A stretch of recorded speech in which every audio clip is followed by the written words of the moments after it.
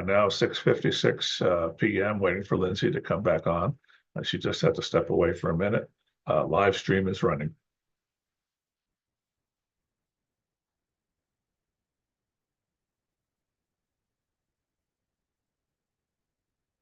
Okay, live stream is running, and we will fire it up. So Lindsay, tell me about your business. I do mostly digital marketing education right now, but I work a lot in the space for small businesses. I used to run an agency where that's all we did was small business marketing, and I currently am the lead faculty at the 10,000 Small Businesses program and a bunch of other things. Oh, I'm so impressed by that. I've heard so many good things about that program. Yeah, it's a great program. That may be where we met, because I know I've met you before in person. Okay. Probably at a SCORE event. I have not been enrolled in that program. I'm retired. Oh, no. But we have like events all over. Like, I'm sure I probably attended a briefing or something. Yeah. I've been with SCORE about 4 years now. Okay. And I chair the events committee. I've been doing that for about 2 years. Nice. And happy to be here tonight to support you. Awesome. Thank you. I appreciate it. Okay.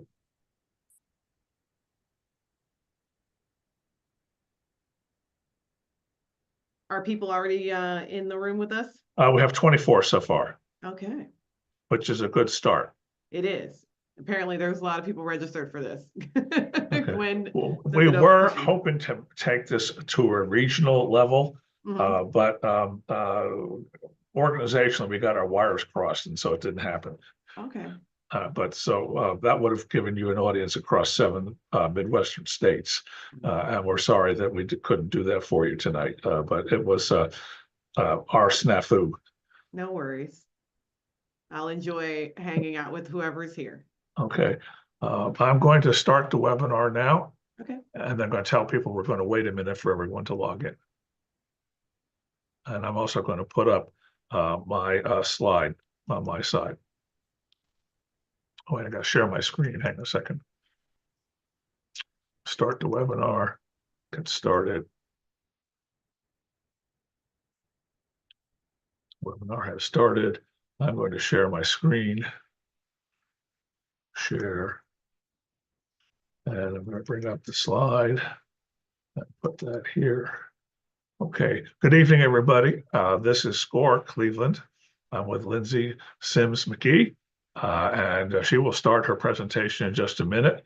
We're going to wait a minute or two for a few more people to log in. We don't want to, and I just want to mention, and I'll mention again in the chat from time to time for people who might be a minute or two later coming in, that everyone will get a link to the presentation, which will be recorded. It's being recorded now, and you will be able to watch it again on demand for free anytime. So just hang with us for another minute or two, and then we will get going.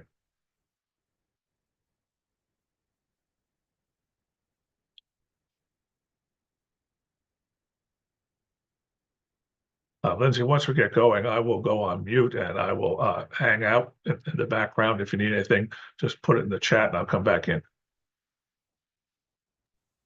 Sounds good. And again, we will be sending a link to the recorded webinar, be available in a few days. Okay, we're going to get rolling here.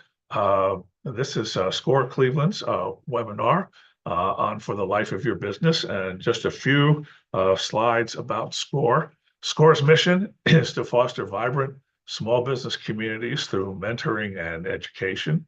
It is our aim to give every person the support they need to thrive as a small business owner. Small business drives our national economy through business formation, job creation, and wealth building. Small businesses are critical to vibrant communities in our society. SCORE volunteers give freely of their time, energy, and knowledge to help others. SCORE is the largest network of free volunteers, small business mentors in the nation. All SCORE services are free, no charge. You will never be charged a fee by the Cleveland SCORE chapter. No matter what stage your business is in, SCORE has a mentor for you. We have almost 100 people in the Cleveland area who are SCORE mentors. Sooner or later, we'll find someone who knows something about your business and can help you. You can request a mentor by going to the score.org website for Cleveland and clicking on the link that says request a mentor.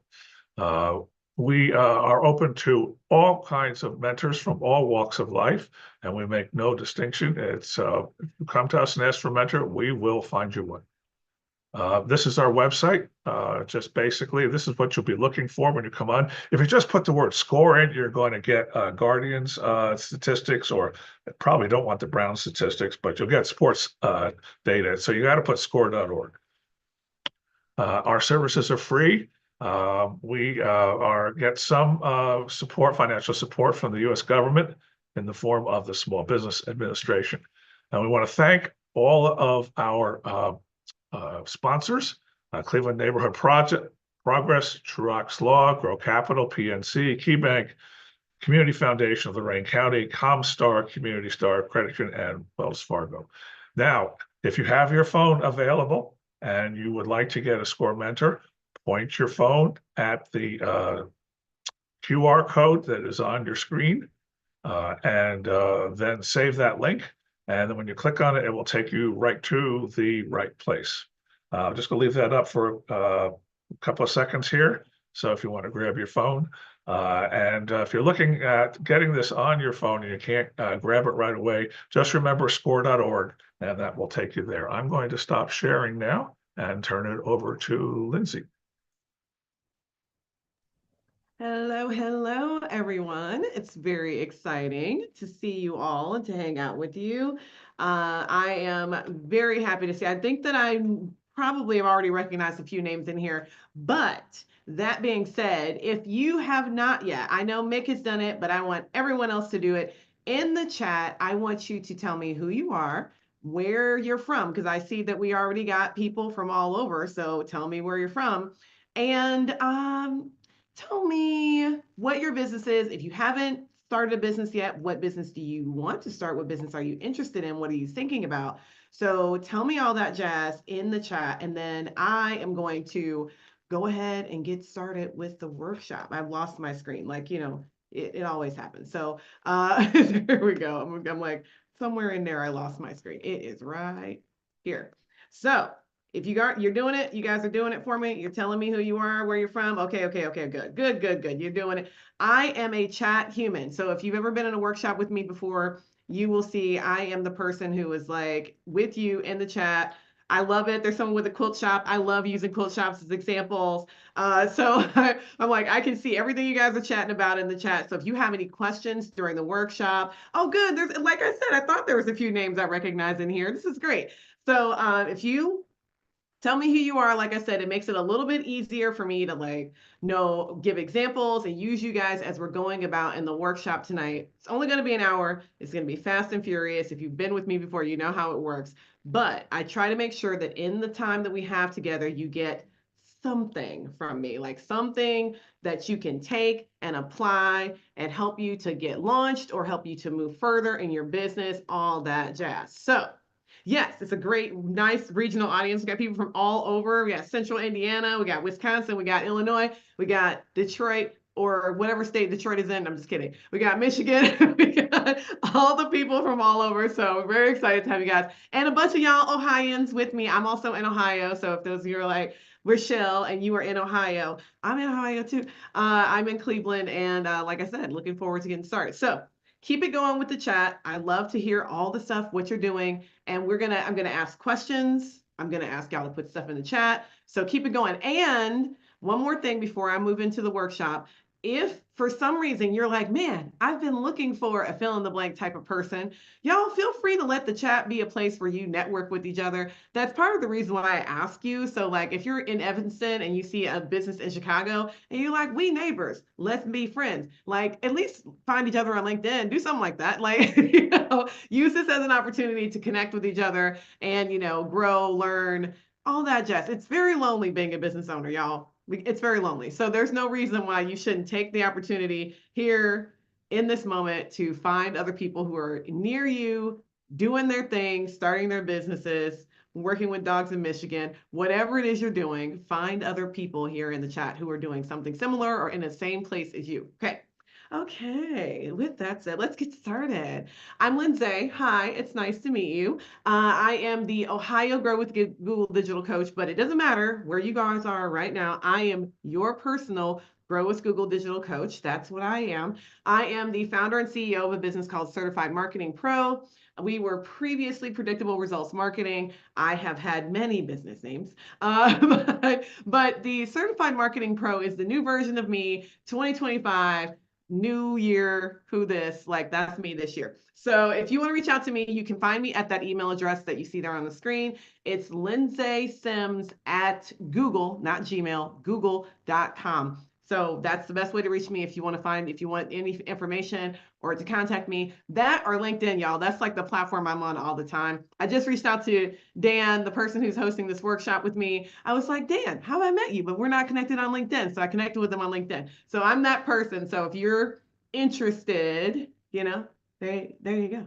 Okay, so yes, and then for all of my workshops, you can head over to the Grow with Google or grow.google. I can't use the chat for some reason. I can read it, but I can't type in there. And so if you head over there, you'll learn all about all the businesses, the things that Google offers for small businesses. Okay, so today we're going to cover a lot of stuff, but the main thing that we're going to do is talk about the marketing funnel and how it is basically your customer's journey and how you want to start thinking in terms of your customer's journey when you're starting your marketing journey. Because in reality, if we're doing marketing right, then we are marketing to where our customer is at any given point. And also, our customers are not always at the same point in their journey, right? So our customers are all over the place doing all types of things. And we, as people who are trying to market to them, we need to have marketing that is interesting and useful, fun, but also appropriate for where people are. Dan, that is me. So if you're wondering what that is, that's me. Okay, so just so that we're sure that you guys understand what I mean, your customers are sometimes people who are novice quilters. They've never touched anything related to quilting in their lives, but maybe they had a grandparent who did. So they're not actually starting at square one. Like they actually know what fat quarters are and they understand machines and they understand like they're not starting at the very beginning with their knowledge. They have more information. And so it's really useful if you have more information available for them. And then there are people who are starting at square one and don't know what a fat quarter is, and they don't know anything I'm saying right now. And so they really do need you to start at the beginning. And there are people who have been doing it for years and are just interested in something new. And so what we want to do as people who are marketing our businesses is that we want to make sure that we are, as much as possible, trying to be where our customers are at any given point in time. Okay. So let's talk about what this customer journey looks like, what it is, all that jazz. Great marketers do not make stuff. They make meaning. So whatever it is you do, whether you are an accountant, a tax professional, whatever it is that you do, whether you are selling, dog daycare, or you are a veterinarian, or you are a content creator, no matter what it is you do, you are not selling the stuff. You're not selling the thing. You are selling the meaning behind the thing. And so we want to remember that when we're talking about marketing, because marketing is not about what you do. Marketing is about what people think about what you do and what they think about what it means in their lives. So that said, there's basically just three things that marketing is. It is creating and telling a good story, building trust and credibility, and then influencing people along the way. And if you think that you're not an influencer, you are wrong. All of us influence our customers. It's just a matter of how we're doing it. We might not all have 10,000 followers on Instagram or whatever number it is you feel like makes you an influencer. That might not be where we are, but we do all have influence in this process for our customers. And what marketing helps you do is to leverage your own influence. So what is the marketing funnel? If you have ever seen anything like this before in your life, put a number 1 in the chat. So if you've seen awareness, consideration, conversion, okay, so somebody in here took a marketing class at some point. I got it. This is what I was saying. This is what I want to know. So everyone has seen something. You might have seen it end with the word action instead of loyalty. You might have seen awareness, desire, interest. You might have seen other words in there, but some of you have actually seen this before. This is a marketing funnel. Now, the reason why, no matter who you're talking to, we all use some version of this to try to teach people about marketing. The reason we do that is because it's the simplest way for you to attach what your behavior is as a marketer to, as a business owner, not just a market. We're business owners, we're marketers too, right? So as a business owner who's marketing their business to the journey that your customer is going through. So it's a very easy way to kind of map those two things and match those two things together. So that's why we use this funnel thing all the time to think about it. So when you're looking at how you influence your customers along the journey, this is what that looks like. You're going to say in the awareness phase, how do I reach my customers? In the consideration phase, how do I help them find answers to their question? In the conversion phase, how do I turn someone who is a looky-loo into a person who has paid me money? And then in the loyalty phase, how do I get people to come back?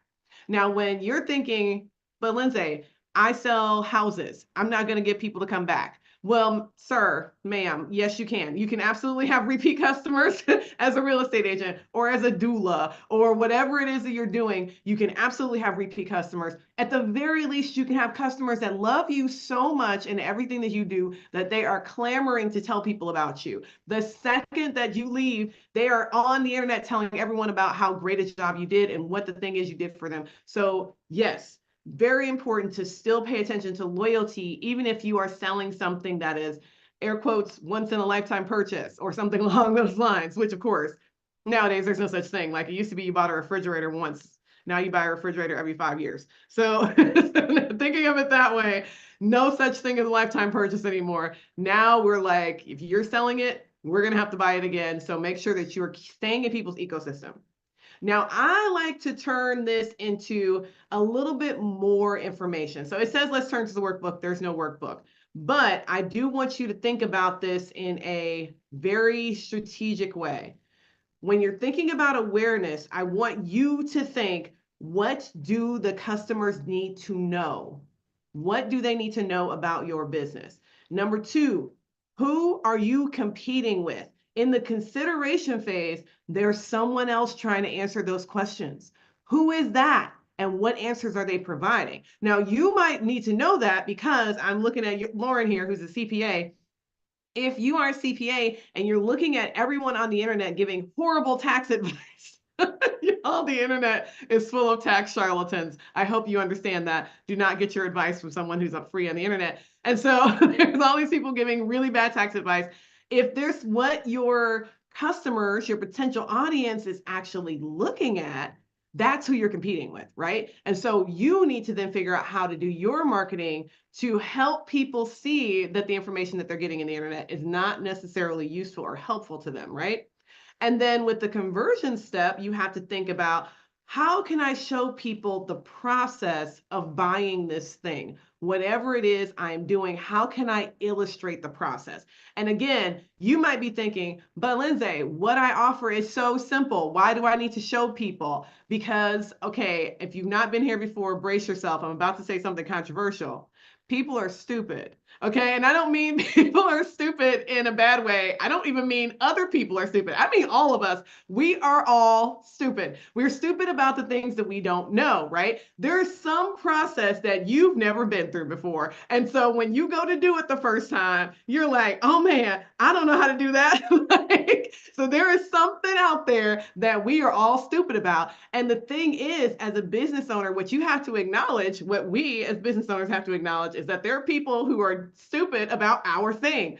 So I'm a professor. I love using my students as examples because y'all are way less offended when I call my like 18-year-olds stupid. And so when I talk about them, my students, what we do at our university is for freshmen, when they come onto campus, we do a building orientation and a building scavenger hunt.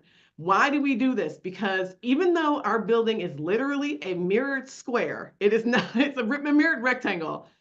People get lost in our building all the time. When I say lost, I mean it is literally just a two-story rectangle, but people get lost in there constantly. And so we do an orientation. We say, you're in room 215 right now. If you walk to the other side of the building, you'll be in room 205. It's a mirror, like, 5 and 5, 10 and 10. Like, we explain it to them in the simplest ways possible. We walk them outside and point to the rec center. We walk them outside and we point to the cafeteria. We walk them outside. We do all of this because we recognize that on the first day of school, they don't know anything. They don't know what the process is. They don't know how to do anything. And they're scared because they don't know how to do anything. So half of them, it's the first time they've ever been without their parents. Like, it's scary. So what I want you to think about is which parts of your business are weird to people, scary, unknown. And we're going to try to figure out how to use marketing to uncover that stuff, to show people the parts that are weird and scary and the stuff that they're stupid about. Because if you make them feel smart, oh, then they will love you. Like, they will love you all day long. So our goal is to make our customers feel smart, right? And then in the loyalty phase, how can we engage them? How can we get them to engage with each other? Not just how do we get them to engage with us, but how do we get them to engage, period, with us, with each other, with future customers? That is what loyalty is all about. Okay, so I've told y'all a lot of stuff already. Let's jump into it. I'm glad some of y'all liked my comment because I'd be scared. I have to say it though. It's true. People are stupid. And so if I don't say it, then y'all don't understand. So at the awareness phase, it's the very first part of the journey. We want to be thinking about how people reach us. Now, if you have not started yet, I saw a bunch of you saying that you're not started, you haven't launched yet, you're in the pre-launch phase. That's fine. That is perfectly acceptable. Everybody else who has started already, I want you to, in the chat, tell me, how do your customers reach you right now? And if you say word of mouth, I want to know whose mouth, who's the person, people, category of humans that is referring people to you via word of mouth. So in the chat, yes, without stupid people, there would be no, Ben, you are completely correct. Okay, so in the chat, tell me how people are reaching you. So they're reaching you in person. So I'm guessing Nia has a in-person shop, like a physical place that people come to. Email, Facebook, Instagram, y'all keep them coming. Advertising. Oh, people are advertising. Jelani, you special. Okay, I love it. John, we'll have to talk about that, Jelani. I do an ads workshop. We're going to be talking about that. So your website, artwork, Google Ads, referrals, directories. Lakia, I'm loving that. People are finding you via directories. We can talk about that. A lot of people don't realize that directories are a great way to still market your business. Google, at least a few of you said Google. Harriet, thank you for that very honest answer. You're still trying to figure it out. We like it. The existing customers, Richard, that's a really good way to put it. Existing customers, networking. Monica's out there shaking hands and hopefully not actually kissing babies. So my networking, Craigslist, friends. That's a really good answer. So if you have friends who are either potential clients or people who know the potential clients, that's always useful. Facebook groups, Raylene, that's a really good one. People don't think about this, but Facebook is still very much alive and well. Whenever anyone says they don't do Facebook, I'm like, why? That's where the people are. There's literally, I can't remember what the metric is, but Facebook has something like 60 million daily users. Like, I think that's just in America. Like, it's crazy. And so everyone who's like, no one uses Facebook, and I'm like, everyone uses Facebook pretty much every day. So you guys got a lot of groups of things that people are doing, how they're finding you. I did see some people put word of mouth in there, but you did tell me whose mouth. That's very important because I have to know if we're going to do marketing. We need to know who we're using, who we're marketing to, essentially what our materials are, right? So if you're on Facebook, Facebook is a tool. Google Ads is a tool. Google Search is a tool. All of these things are tools. Even your friends are tools. Now, when I say that, I don't mean that in a like, now go use your friends or your mom or whoever is out there advocating for you. What I do mean, though, is that every tool has the ability to be used smart. Right. And so there's dumb ways to use tools and there's smart ways to use tools. I quite literally, I know, right, Ben? See, this is the thing. Y'all just need to not take me literally. Okay. So I love you guys already. You're like my favorite group of people. So, but what I am saying is we need to learn how to use tools effectively. I genuinely do remember the first time I picked up a hammer, I was probably 4, and it was very foreign. There was nothing to hammer in the traditional sense. I don't even remember what my mom was doing, but she pulled out a toolbox and was like, hand me the hammer. I'm legitimately 4 years old, and my mother asked me to hand her a hammer. Very fortunately, my sister, who is 7 years older than me, was standing right next to me. And I was like, what's the hammer? Don't let us even get into the whole Phillips head, flathead situation, because my mom like ground that into me. By the time I was like 6, I knew the difference between those screwdrivers. But the first time I did not know. I did not know how to use them. I did not know what to do with them. And so what we want to be doing is thinking about each of these different tools as different toolkits, like things that are in your toolkit, different ways that you use it, things that you can do differently, okay? If the audio is glitchy, it's probably just my internet connection. I apologize, but very unfortunately, I can't change it. So I'm using wireless Wi-Fi just like everyone else. So if it's glitchy, I apologize, but it should be mostly fine. It should be mostly fine. So at that beginning phase in the awareness phase, once we identify our tools, we're going to start thinking about who we're reaching. Who is this audience? Now, why? We want to be thinking about it because different tools match to different audience members. Okay, so you might have a set of audience that goes really well with Facebook. Like you've got Facebook groups that you know you can use to reach this audience, but then you might need to reach a different audience with a different tool, and you're going to use that tool differently. LinkedIn, very good example of something that can be used differently if you're reaching a different group of people. So are we all on the same page there? When you're looking at your different audiences, your different prospective customers, you're going to need to be thinking about them in reference essentially to what tools you can use to reach those people. The best way to do that though is to know who you are, and then on every platform you're on, be exactly the same. I don't mean the message is the same. I mean the business looks the same. We'll talk about that in a second. So let's talk about your customer. You can look at your customer in terms of 4 different identity categories. The first one is demographics. The second is psychographics. The third is geographics. And the fourth is behavioral. We won't all have all 4. So not everyone in here is going to be able to list out all 4 of these things. Some of us do. The majority of people do, but some of us don't. Some of what we're looking for, especially if you're business to business, often with business to business, you'll only have 2 or 3 of these. You won't have all 4. So if you are a business that is selling to other businesses, so if you are a CPA and you are selling to small businesses or large firms or mid-sized firms, you are a business that is selling to a business. And when you look at something like demographics, it might not matter to you the demographics of that law firm or the accounting firm or whatever the company is that you're working with. But geographics might matter a ton, and then behavior might matter a ton. Like how have they been engaging in the world with their CPAs in the past? What kind of firms have they used? What kind of tools are they using right now? That might matter a lot. So let's go through them in order. I'm gonna tell you, Jennifer, we're gonna go through them in order and we're gonna actually identify for everyone here, because I believe in active exercise, we're gonna try to identify which of these things works for each of you, right? So demographics is your standard stuff: race, class, gender, parenting, basically anything that could go on a census is your demographics. So most people think all of their marketing persona is about demographics. Demographics is like the smallest thing, because my favorite thing to say is that there are 18-year-old Black boys who have a ton in common with 37-year-old white men. Anyone want to guess what the things are that they have in common? Anybody want to put in the chat? What do 18-year-old Black boys have in common with 37-year-old?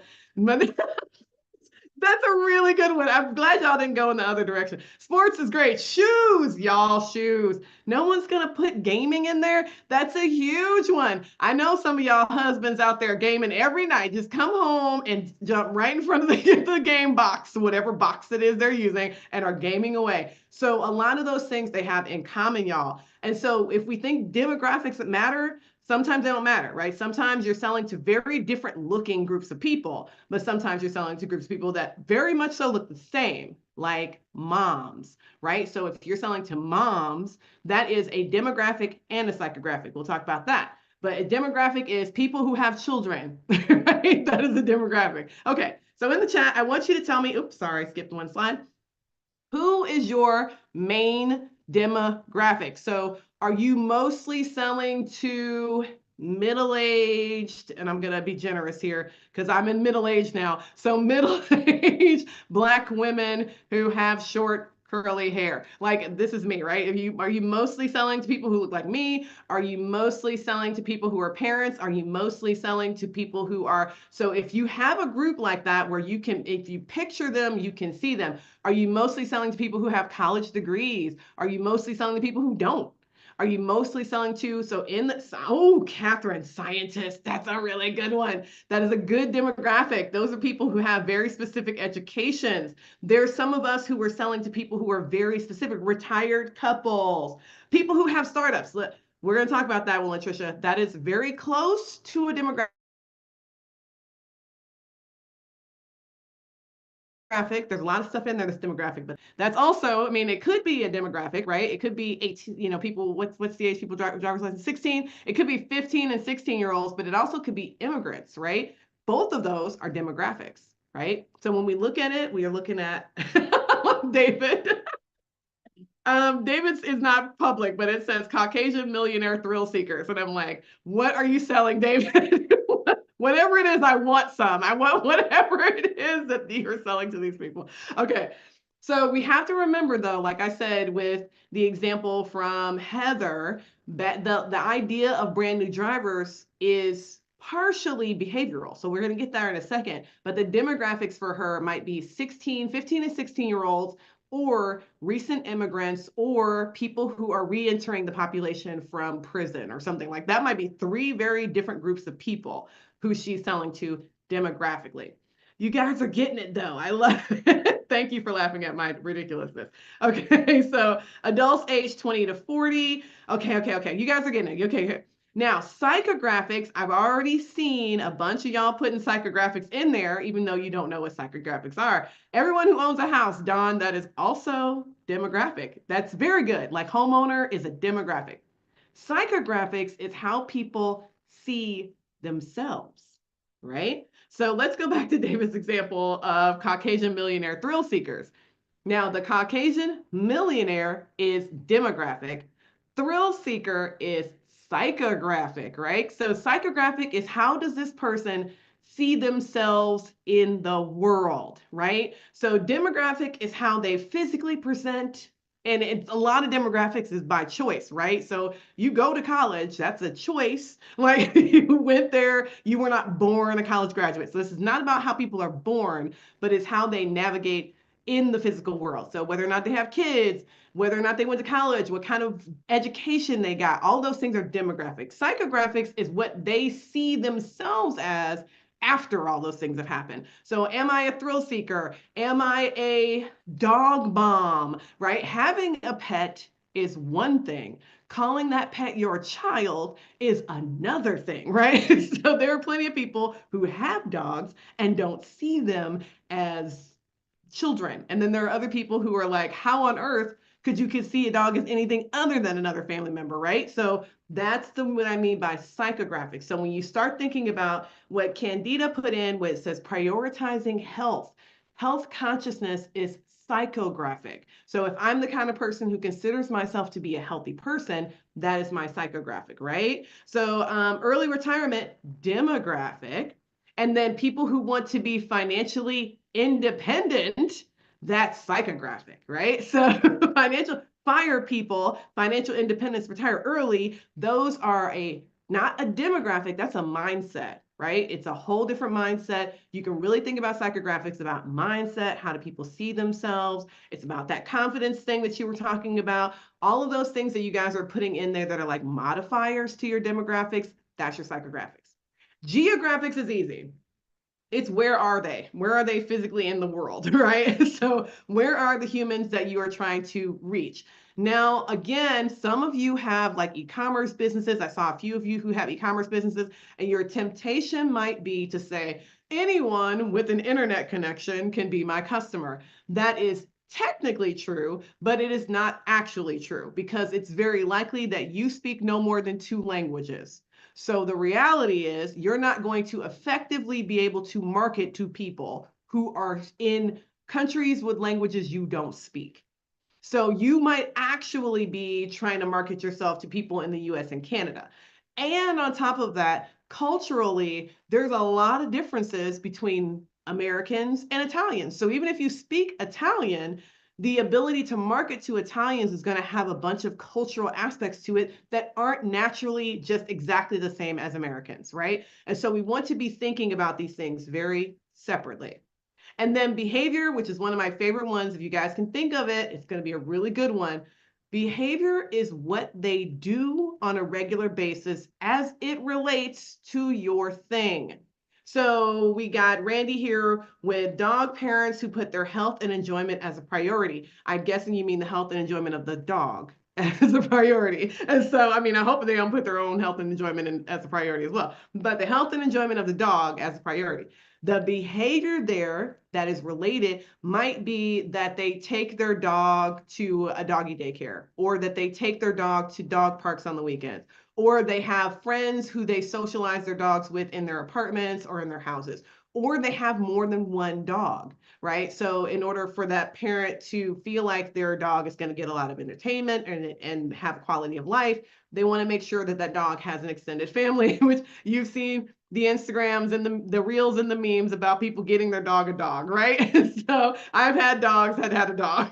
So if that's the case, then that is a behavior. The kind of person who would get their dog a dog is your customer, right? So that's what we're talking about when we're looking at behavior. So everyone in the chat, if you got it, I want you to give me a behavior identifier for your customer. Something that's like, ooh, my people do X, Y, and Z, right? So if you are Kumba and you are starting an African clothing startup, it might be people who already prioritize buying clothing with African designs on it, right? So I have many of those types of items in my wardrobe, even though it's not the predominance of my wardrobe, but it is the stuff that I get the best compliments on. And so, so that's what you want to be thinking about when I say behavior, okay?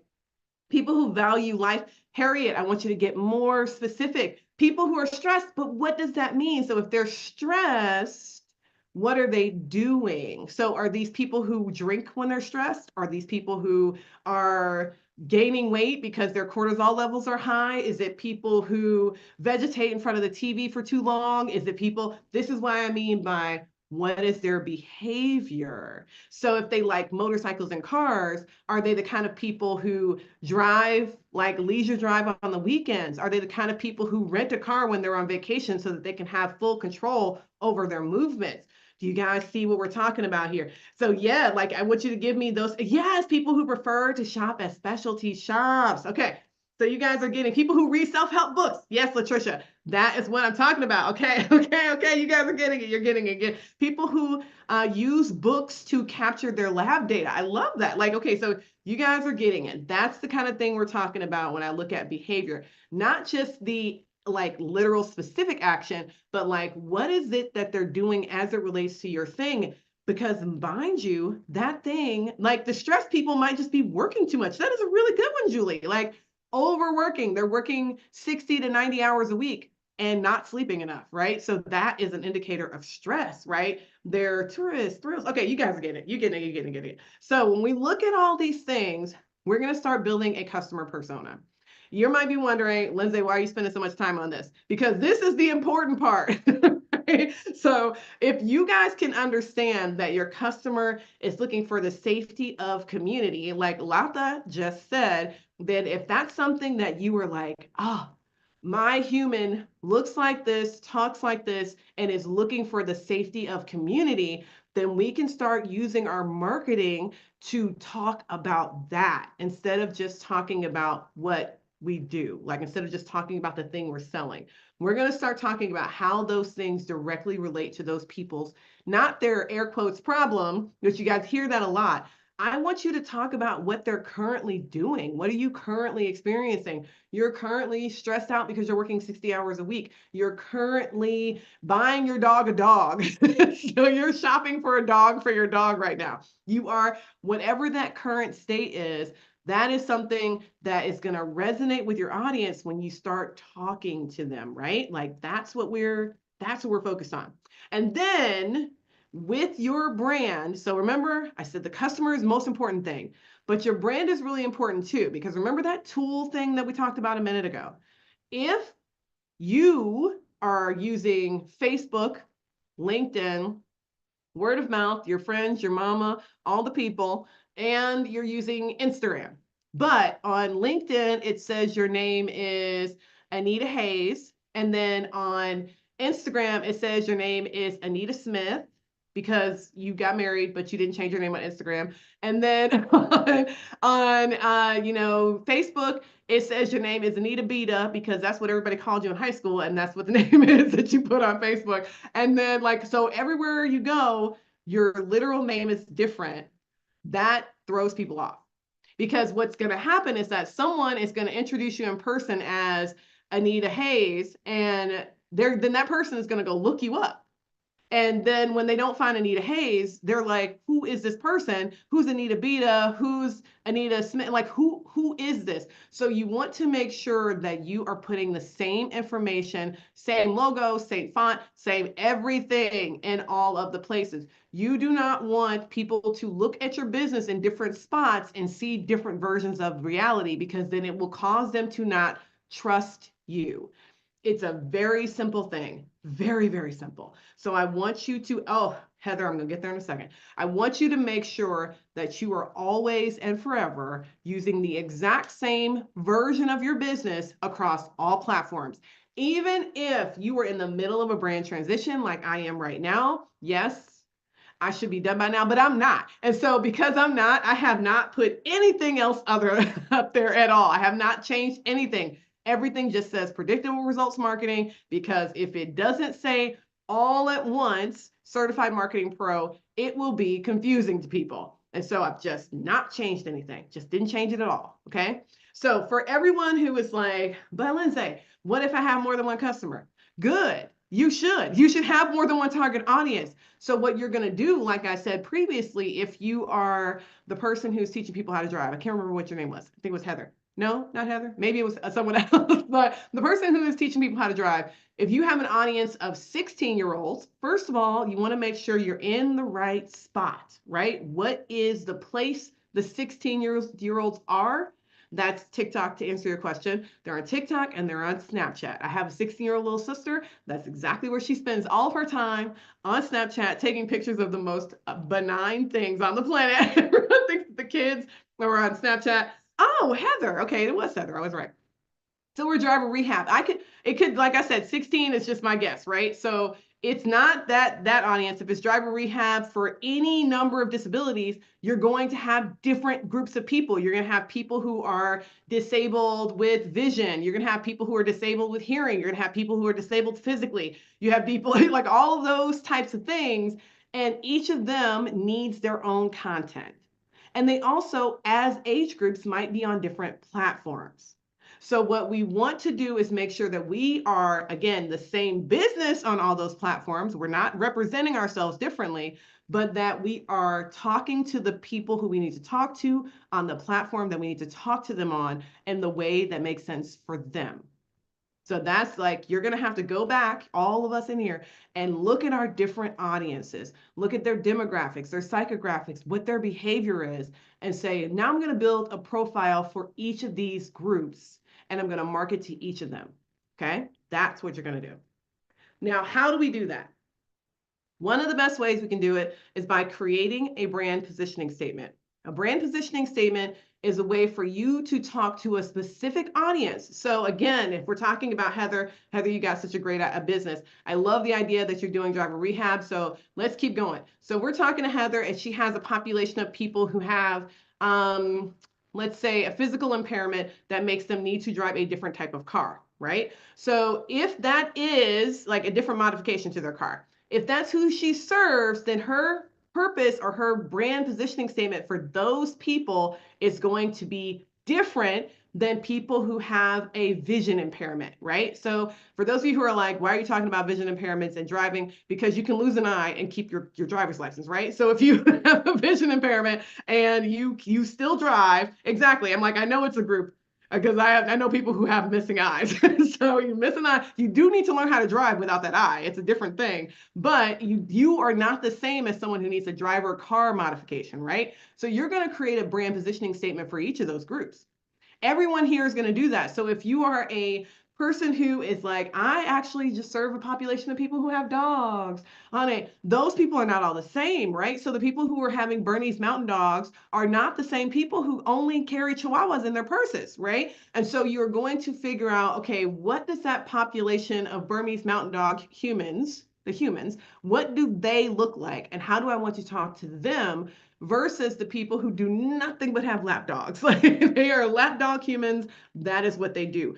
Those are not the same people. They have a lot of stuff in common, but they're not the same. So how, or the pit bull humans, y'all know those people who ain't never had nothing but a pit bull. There's a very different population of people. And so you want to make sure that you're writing a positioning statement that talks to them. So who are we talking to?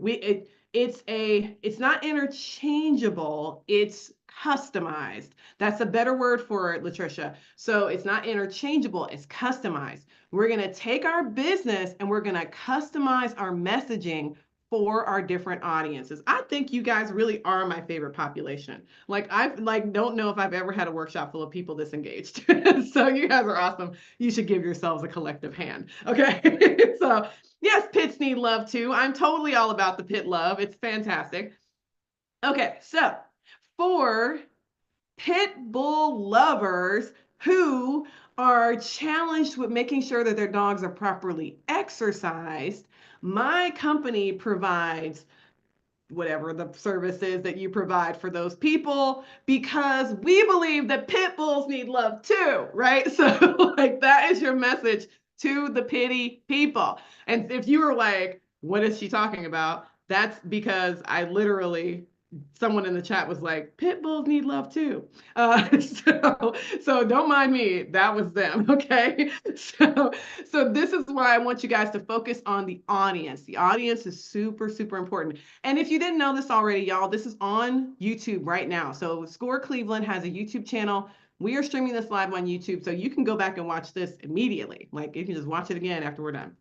So if you want to see how this works with a different type of business, this is a really good example of how it works for a different type of business. So for working professionals who need a stylish and functional lunch bag, TW Tote provides fashionable, insulated, vegan leather totes because everyone deserves a luxurious and functional lunch bag that the entire family can use, right? So for working professionals is the audience, but you can change that out to be, again, whatever audience the TW Tote serves. They could say for working moms, they could say for working dads, they could say for any of the groups of people that they really identify as their audience, they can switch that up. And then in the end, they can change their because statement to really resonate with those people, right?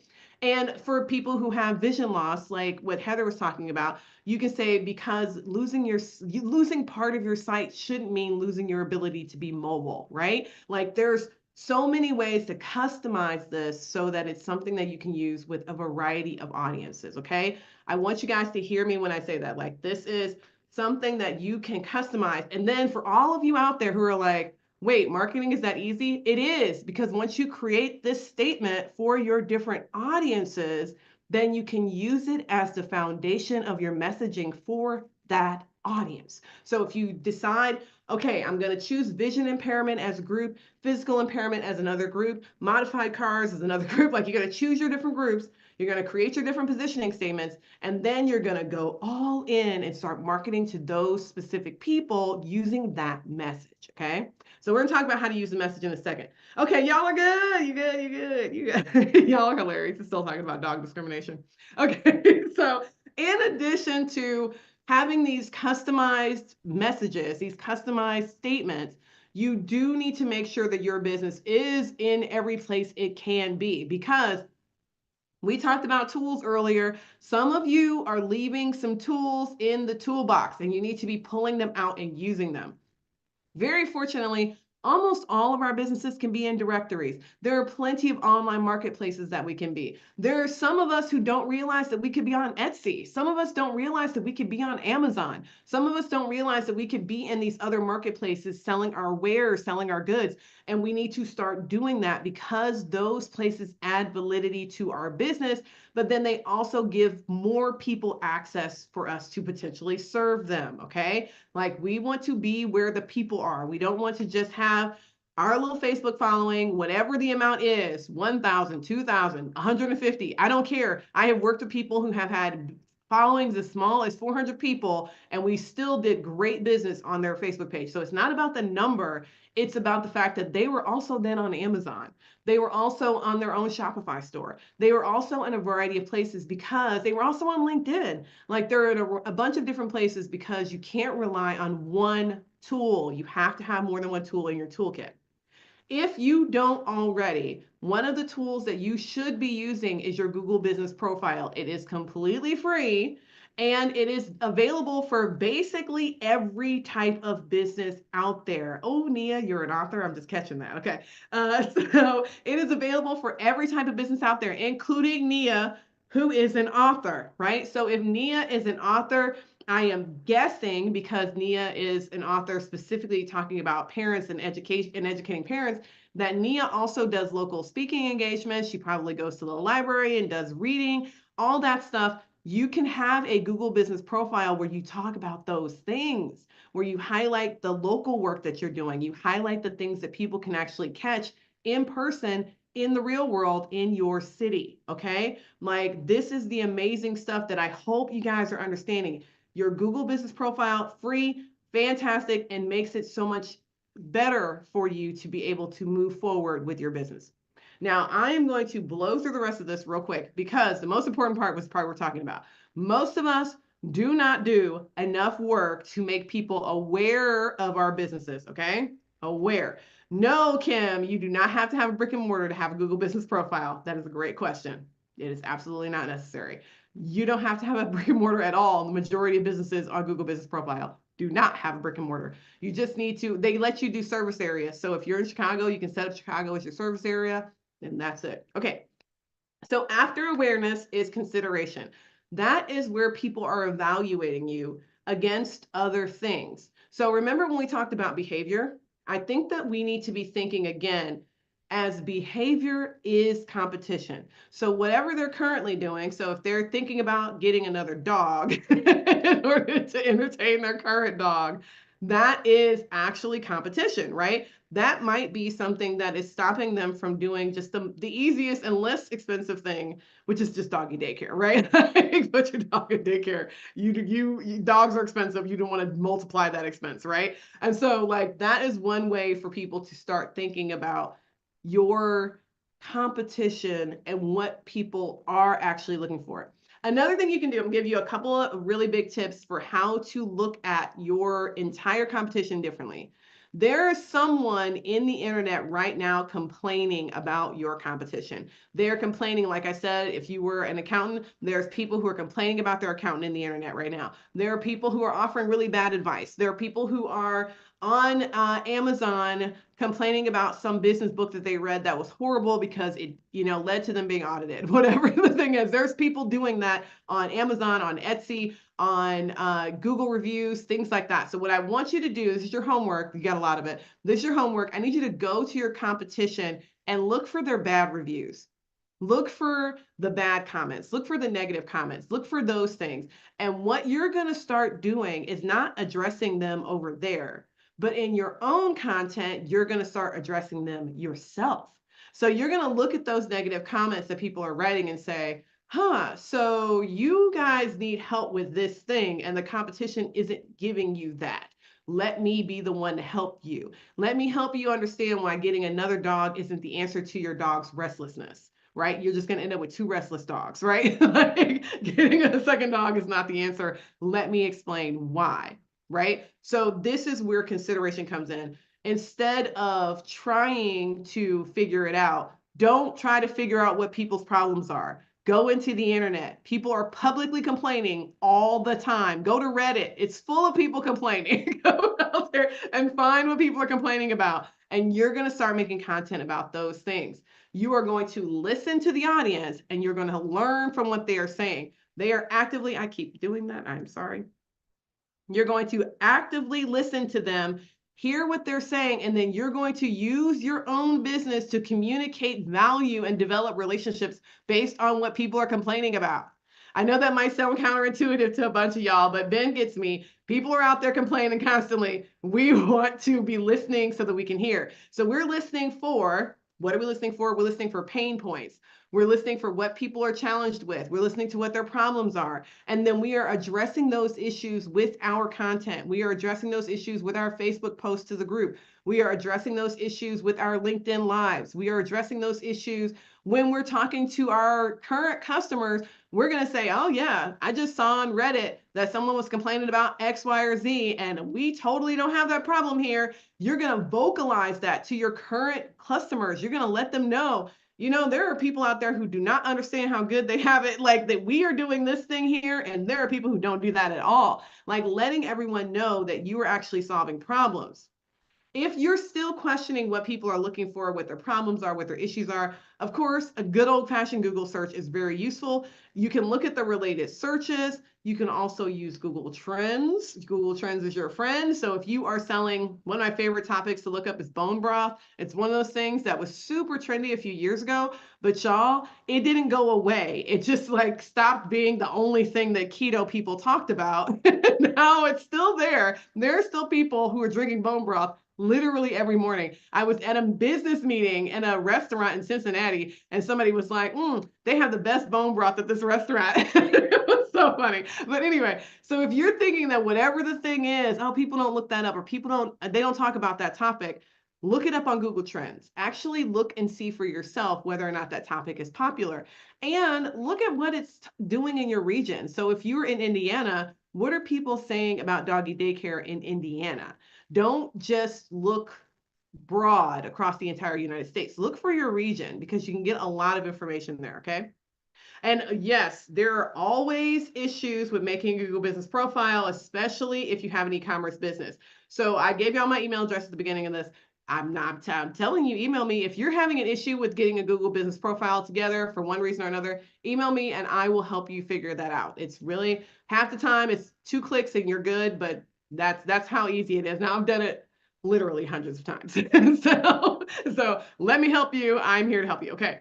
So you're going to share valuable content. You're going to educate. You're going to inspire. You're going to help people with research. You're going to do that stuff because when you do that, what does it help people? It helps to build trust. It helps to build trust. Our job is to get people to trust us. You're going to use every tool that you can.